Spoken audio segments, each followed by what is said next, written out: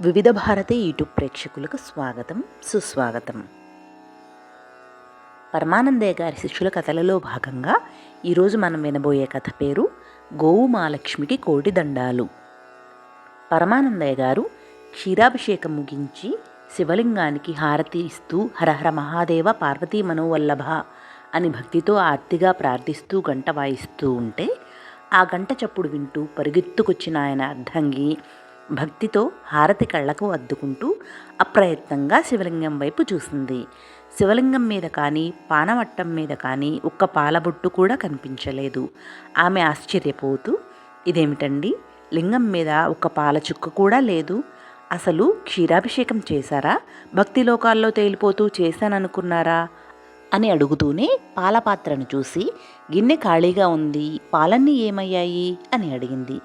పరమానందయ్య గారు విస్తుపోతూ, నా భక్తి భావన సరే, నువ్వసలు పాలు పితికావా, పిల్ల పెళ్లి గురించి ఊహల్లో తేలిపోతూ పితికాననుకున్నావా అన్నారు. భ్రమరాంబ ఉక్రోషపడుతూ, నాకేమంత ఊహలు లేవులేండి, అయినా పొదుగు పితికి పితికి నా చేతులు నొప్పు పుట్టడం తప్ప ఆ ఆవు పాలేమిస్తుందండి, ఇచ్చే చారుడు మీ అభిషేకానికే చాలవు, పాలు పెరుగు ఏ ఎల్లమ్మనో పుల్లమ్మనో అడుక్కోవడం తప్పడం లేదు కదా, మంచి పాడి అవని కొనమని పోరీ పోరీ నా నూరు నొప్పి పుట్టిందే కానీ మీకు దయగలిగితే కదా అని దెప్పి పొడిచింది. పరమానందయ్య గారు నిట్టూర్చి, సరే సరే, ఇవాళ ఆదివారం, పక్క ఊళ్ళో పశువుల సంతకి మన బడుద్దాయిల్ని పంపించి మాంచి పాడి ఆవుని తెప్పించు అని చెప్పి తన పూజా కార్యక్రమం ముగించుకొని రాజా నరేంద్రని కలవడం కోసం రాజధానికి బయలుదేరి వెళ్ళారు. మరి కాసేపటి తర్వాత స్నానాదులు ముగించుకొని సంతకు వెళ్ళడానికి తయారైన 7 శిష్యులకి చిన్న డబ్బు సంచి ఇచ్చి, ఒరే నాయనలారా, ఇందులో 100 వెండి రూకలున్నాయి, సంతలో 4 వైపులా పరిశీలించి మంచి పొదుగు, చక్కటి సుడులు, తెల్లటి రంగు, మంచి కొమ్ములు ఉండి రోజుకి కడివెడు పాలిచ్చే చక్కటి ఆవుని బేరం చేసుకుని పట్టుకుని రండి, ఆవు మొహంలో లక్ష్మికళ ఉట్టిపడాలి, గోమాత శ్రీ మహాలక్ష్మితో సమానం, తెలిసిందా అని చెప్పింది.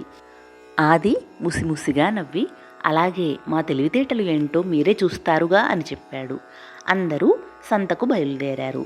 ఆ సమయంలో రాజభవనంలో చంద్రముఖిని పరిశీలనగా చూస్తూ పరమానందయ్య గారు, అమ్మా, నీ వ్యక్తిగత వివరాలు ఏం అడిగినా చెప్పలేకపోతున్నావు, నీ తల్లిదండ్రులు ఎవరో తెలియదంటున్నావు, మీది ఏ ఊరో తెలియదంటావు, నీకంటూ ఎవరైనా ఉన్నారో లేదో చెప్పడం లేదు, ఆ రాత్రి అరణ్యంలోకి ఒంటరిగా ఎందుకు వచ్చావో, ఎక్కడి నుంచి వచ్చావో తెలియదు, పోనీ ఇదైనా చెప్పు అని ఆమె ముఖంలోకి ప్రసన్నంగా చూస్తూ, ప్రతి రాత్రి నువ్వు ఆనంద తాండవ నృత్యం చేస్తున్నావు, అద్భుతమైన ఆనంద పారవస్యంతో నృత్యం చేసి చేసి మైమర్చిపోయి స్పృహ కోల్పోతున్నావు, ఇదైనా నీకు తెలుసా అని అడిగారు పరమానందయ్య గారు.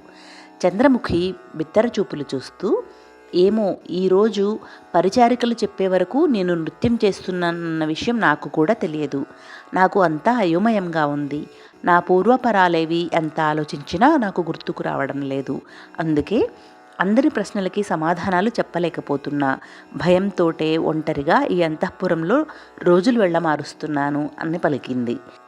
చంద్రముఖి తల ఎత్తి దీనంగా పరమానందయ్య గారి వైపు చూస్తూ, మిమ్మల్ని చూస్తుంటే సర్వశాస్త్ర ప్రారజ్ఞుల్లా ఉన్నారు, మీరైనా చెప్పరు, అసలు నేనెవరు, నా వాళ్ళెవరు, నా గతం ఏమిటి అని అడిగింది కన్నీళ్లు పెట్టుకుంటూ. పరమానందయ్య గారు నిట్టూర్చి, ఏది, నీ ఎడమ చేతిని ఇటు చూపించు అన్నారు.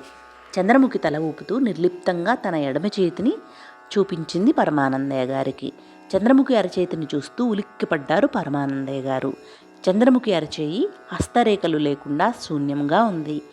ఆ శూన్య హస్తంలో ఎడమ చేతి మధ్య అడుగు భాగం నుండి మధ్యవేలి కణుపు వరకు ఏర్పడిన ఒకే ఒక్క బంగారు రేఖ కాంతులీనుతూ మెరుస్తూ ఉంది. అంటే హస్తరేఖలు లేకుండా మానవ హస్తముద్రకి విరుద్ధంగా ఒకే ఒక్క స్వర్ణరేఖ ఉందంటే ఈమె మానవకాంత కాదా, ఎవరో దేవకాంత, శాపగ్రస్తురాలై గతాన్ని మరిచిపోయి ఇక్కడికి చేరిందా అనుకున్నారు పరమానందయ్య గారు సాలోచనగా.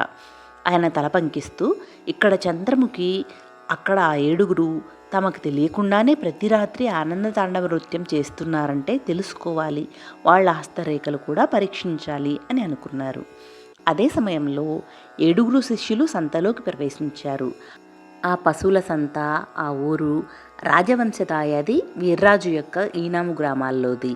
అందుచేత వీర్రాజు బైరాగి అక్కడ పర్యవేక్షణ చేస్తూ అమ్మిన పశువుల మీద అమ్మిన వారి నుండి కొన్నవారి నుండి దబాయించి డబ్బులు వసూలు చేస్తూ పశువుల సంత అంతటా హడావిడిగా తిరుగుతున్న ఆ ఇద్దరి దృష్టి అప్పుడే అక్కడికి వచ్చిన 7 శిష్యుల మీద పడింది. సరిగ్గా అప్పుడే ఆ 7 దృష్టి మరో చోట పడింది.